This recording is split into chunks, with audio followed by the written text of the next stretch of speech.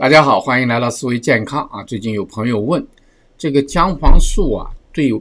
晚期的肾病病人啊，就是第4期的肾病病人有没有好处，能不能用？今天呢，我们就来探讨一下姜黄素啊，对我们慢性肾病病人的影响，它的好处是什么？它的问题在哪里？哪些人呢不能吃？健康是我们最大的财富，让我们一起管好它，我杨医生。我们先来看一下这个姜黄素到底是什么。它实际上是姜黄里面提取的一个生物化学物质叫可可明那么叫姜黄素。那么它在我们的这个食物当中呢是广泛存在的特别是在姜黄类的我们说的孜然姜黄里面都有。它是我们这个食物当中的一个重要的调味品。但是这个姜黄素它有非常好的抗炎抗氧化的作用，因此呢对各种各样的慢性疾病呢都有帮助。但是我们今天着重呢是集中在讲它对肾病方面到底有什么好处，这些好处呢都是怎么来的。下面要讲的这些好处呢都是有一定的科学研究做基础的供大家参考。第一个呢就是它的抗炎作用很强。慢性肾病很多都是各种各样的慢性肾炎，常常都是一些免疫性的疾病造成的，比如说慢性肾角球肾炎等等。那么研究发现呢，这个姜黄素它能抑制一些重要的炎性的因子，比如说肿瘤坏死因子阿尔法，还有核因子 KP， 这些呢都是参与炎性反应的一个过程的重要的生物因子。那么姜黄素呢，它是可以抑制它们的。那有研究就发现呢，如果我们给病人姜黄素的话，可以让身体里面的 C 反应蛋白的这个水平下降。这 C 反应蛋白是身体一个炎性反应的一个标志。它的第二个作用呢，就是抗氧化作用抗氧化作用什么意思呢？就在我们身体代谢当中会有这个氧化的反应，氧化反应之后呢它会产生一个自由基。这个自由基本身它对我们身体是有好处的，特别是在感染的情况下。但是呢过多产生的自由基出于我们的压力不良的生活习惯或者是病毒感染细菌感染情况下呢，会产生过多的自由基。那这个自由基呢它很不稳定它会从我们身体里面的细胞分子里面去抢这个电子，那么就会造成呢细胞和组织的损害这就是我们说的过氧应激反应。这种情况下呢就会导致我们各种各样的健康问题和衰老的问题。那么姜黄素呢，它可以有中和这个自由基的作用当然除了姜黄素以外，大剂量的维生素 C、维生素 E 氢分子、干细胞的外泌体都有很强的抗氧化作用。第三个呢，它就是有抗纤维化的作用。我们很多慢性的肾病它都有一个纤维化的问题。这个肾脏的纤维化是一个很严重的问题，它会造成肾脏功能的一个不可逆的下降。这个纤维化的发生它依赖于一种转化生长因子贝塔。姜黄素呢就可以抑制这个转化生长因子的信号通路，减缓或者防止呢这个纤维化的发生。可能是基于以上这些原因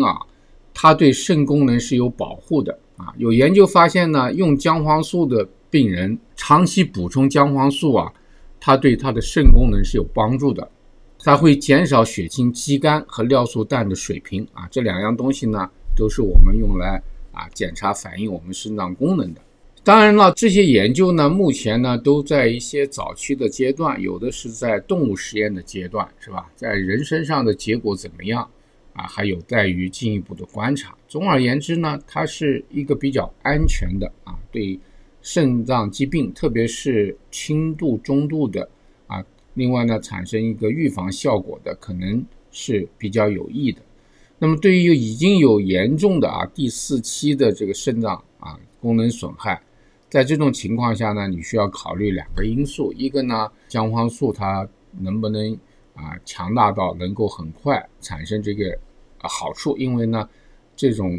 营养的补充剂通常呢来的效果比较慢需要比较长时间的使用才会见到效果。那么如果说你已经出了很严重的状态的时候呢，可能是需要配合其他方面的治疗来起作用。那么这些呢，主要就要靠跟医生商量了，每个人因人而异吧。总而言之呢，姜黄素呢，它是对我们慢性肾病的朋友呢，是一个安全的有益的营养补充剂。但是呢，有些人呢是不能或者需要小心使用的。那么哪些人需要小心使用呢？一个呢就是怀孕的妇女怀孕的妇女为什么要小心使用呢？这个姜黄素它有可能加强这个子宫收缩的功能，所以呢，对有流产风险的人来讲呢，可能更容易增加这种风险。还有就是哺乳期也是避免的，它对婴儿的影响呢，我们还是不清楚的，还是需要小心。另外呢，就是有胆道阻塞或者胆结石的朋友为什么呢？因为它这个姜黄素它有可能刺激胆汁分泌那么如果你有胆结石或胆道阻塞的话，它可能会加重你的症状疼痛等等所以呢需要谨慎。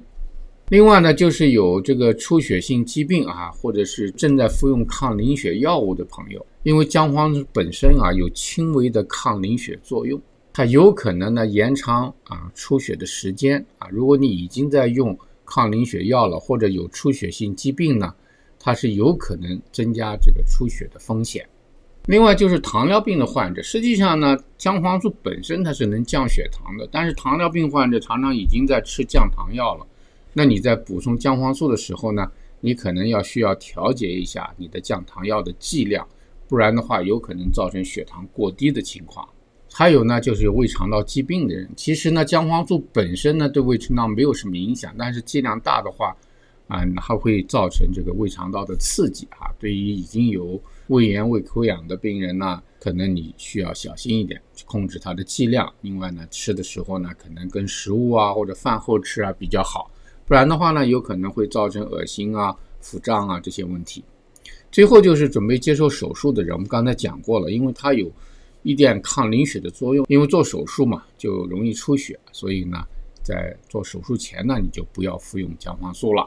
当然了，最后也是最重要的，如果你对姜黄素过敏，那当然了，再好你也别吃。抗炎抗氧化嘛，有很多其他的方法。在我目前来看的话，氢分子治疗应该是一个非常强大的抗炎抗氧化作用，而且呢，对消化道对我们身体的其他部分呢，没有其他的副作用。今天呢，我们关于姜黄素对我们肾脏功能的影响，以及哪些人呢要小心或者是不能使用呢，做了一个介绍。如果您觉得视频有帮助的话，请点赞、转发和订阅。有什么问题和高见呢，在留言区跟我们分享另外呢，我们每周一次的答疑也请你积极的参与。端倪世界，守护健康，我们下次节目再见。